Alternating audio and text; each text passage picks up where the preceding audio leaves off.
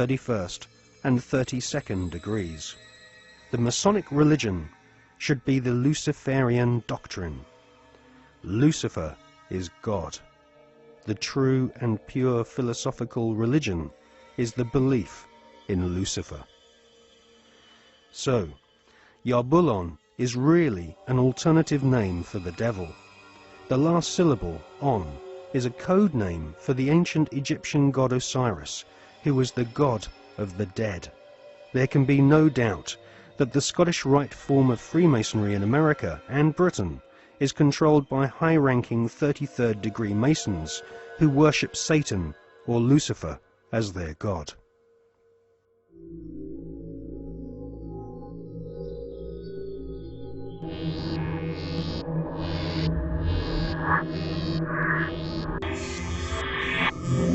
We're talking about occultic forces. We're talking about the five-pointed pentagram, which was used by satanic worshippers for thousands of years. If you take the 5 points off of a five-pointed star, or a pentagram, you have left in the middle a pentagon. The pentagon is directed toward the North Star because, according to the ancient Babylonians, that's where you gathered power from the gods of the North in war.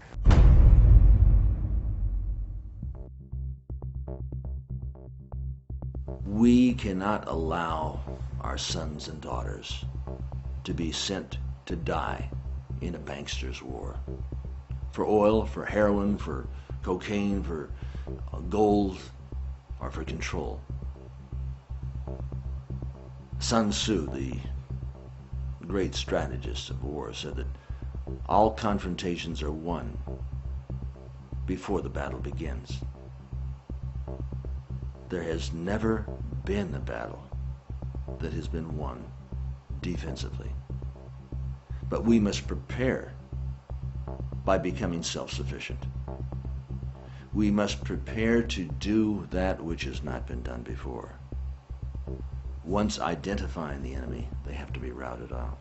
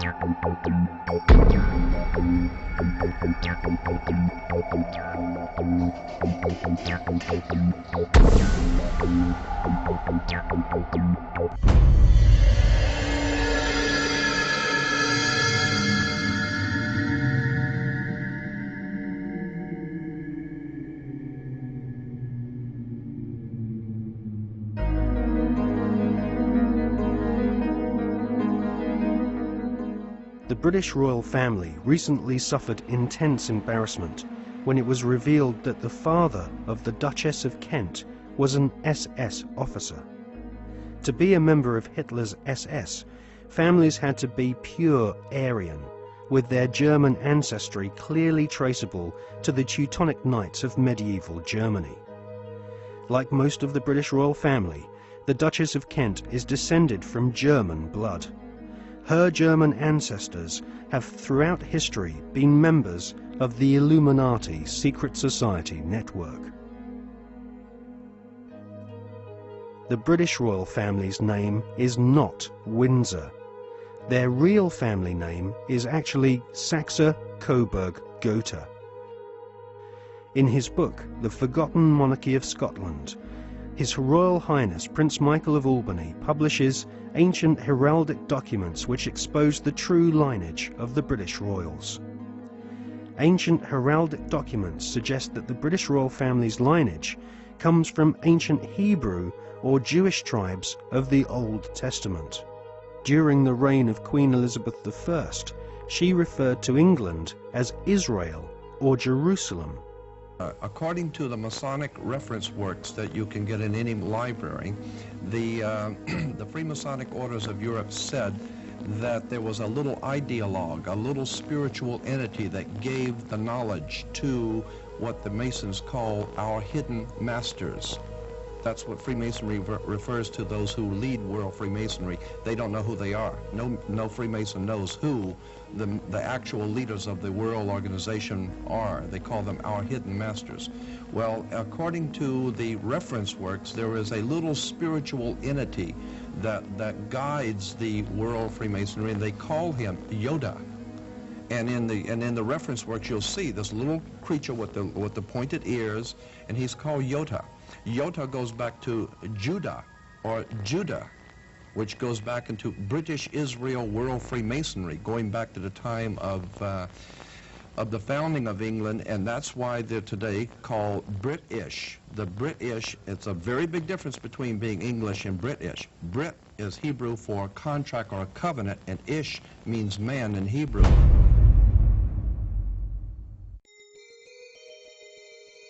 During the reign of Queen Elizabeth I, her personal spy, Mr. John Dee, was responsible for establishing the British Secret Service. John Dee was a magician and member of an alchemical secret order. He is thought to be the author of the ancient Voynich manuscript, which is now owned by Yale University, and is kept under lock and key just a few yards away from the headquarters of the Skull and Bones Secret Society.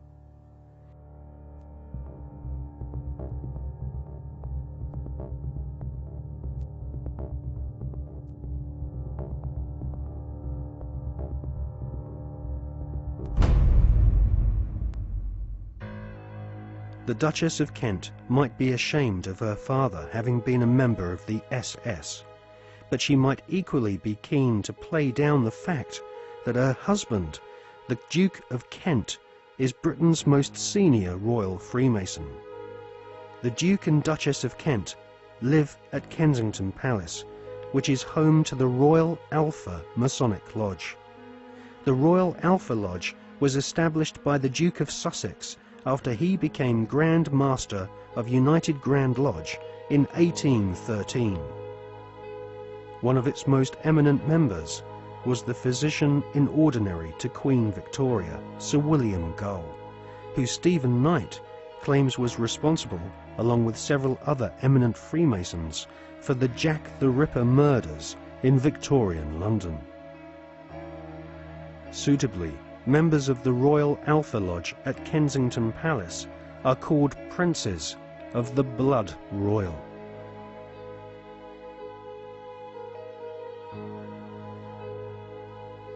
Secret societies across the planet proudly claim to have geniuses such as Mozart and kings amongst their membership. But none of these secret societies allow their members to speak of the rituals which go on behind closed doors in palaces and government buildings around the world. The satanic rituals of Freemasonry have been practiced by several kings of England, but all those questioned sweep Freemasonry's darkest satanic secrets under a very plush carpet.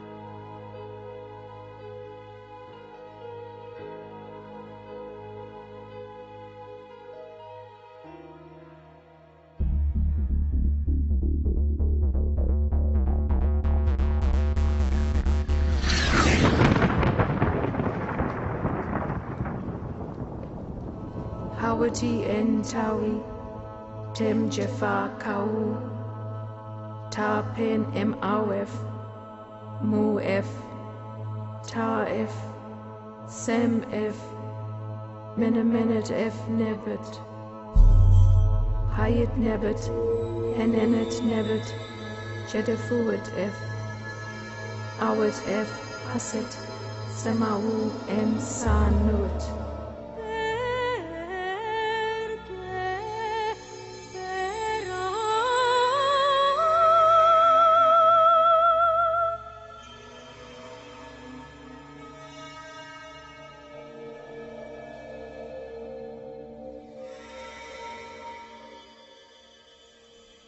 one of the most influential secret societies spawned by the Bavarian Illuminati is the Order of the Golden Dawn.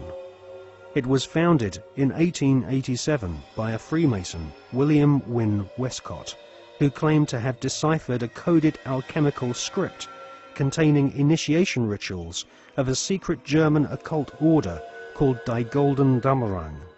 Westcott already had plenty of experience conducting occult rituals. In 1865, he had helped establish a Masonic order called the Societas Rosicruciana, inspired by the Jewish magic of the Hebrew Kabbalah. These rituals are still enacted at study group meetings at the United Grand Lodge in London. For many years, the Golden Dawn held its meetings at the London headquarters of the Mark Masons. The Golden Dawn was plagued with scandal as rival high-ranking Masons wrestled for control of this influential Victorian secret society.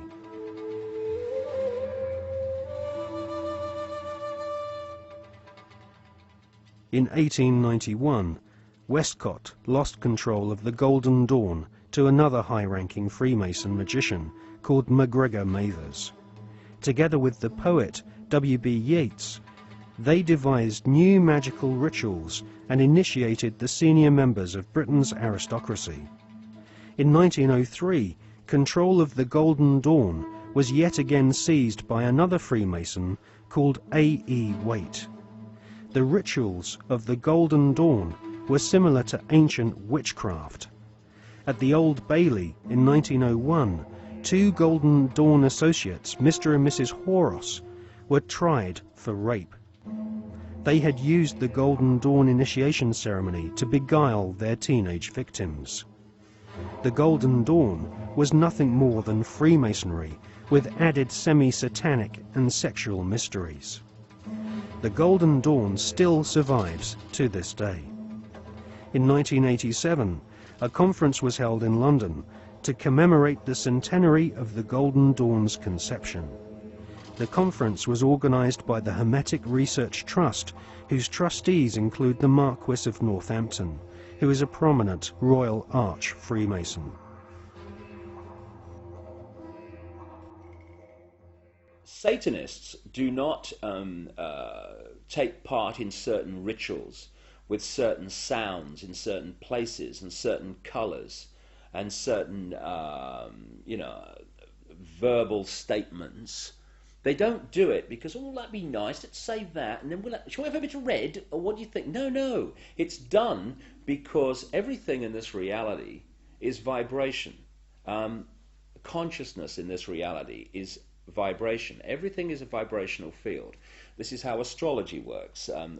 When we're born, where the planets are, they're sending out vibrational projections that are affecting the vibrational field that we are born into, and that's why we are affected differently at different times of the year. Therefore, they understand this, and they're manipulating these vibrational fields all the time to manipulate us.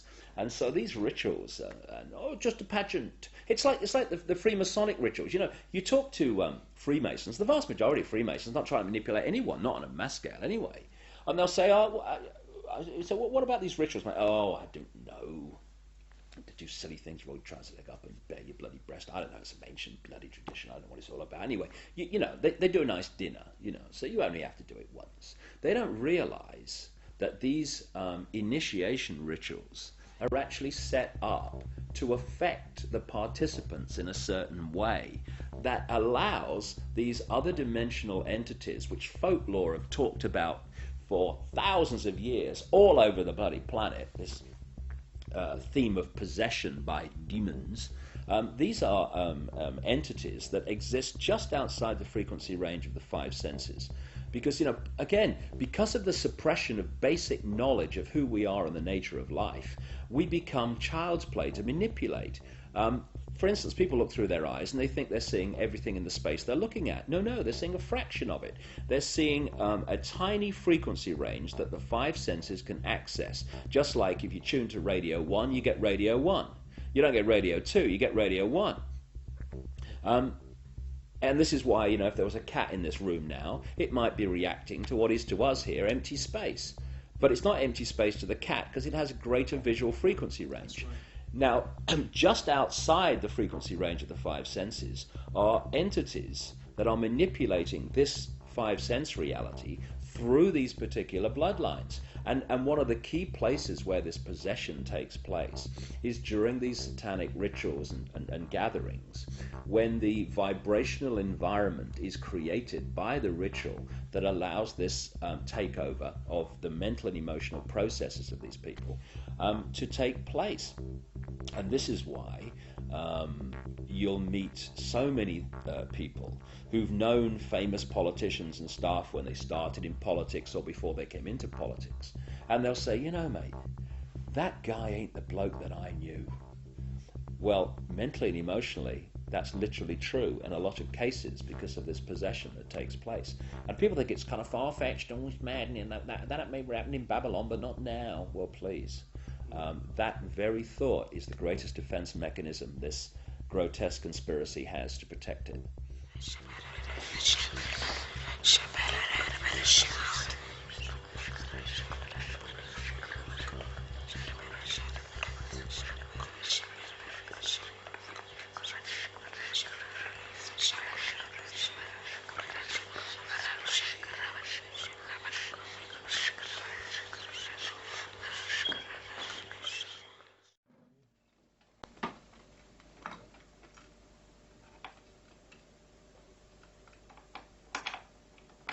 Ecco, vedete? Questo è agganciato qui, no? L'altro si aggancia di là, quindi è aperto dentro, no? Poi io leggo le mani qui, leggo i piedi qui al... Se vuoi vedere questi...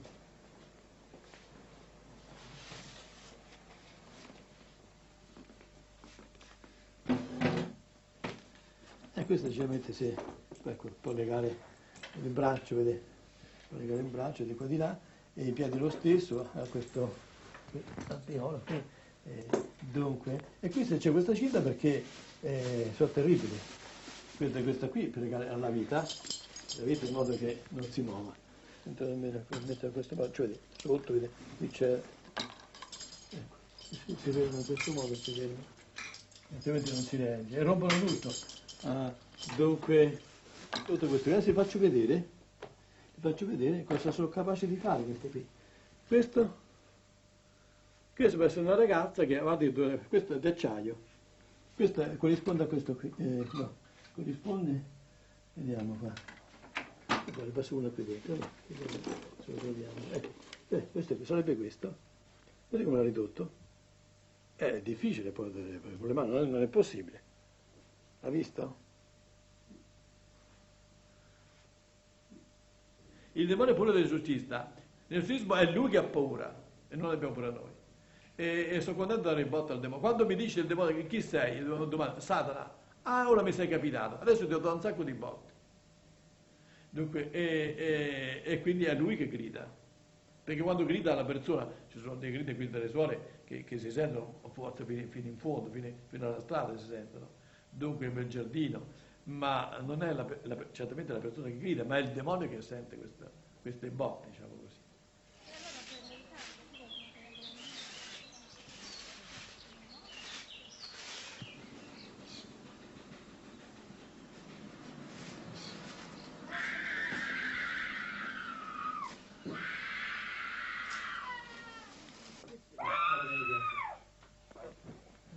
Martina and her parents have been coming to see Padre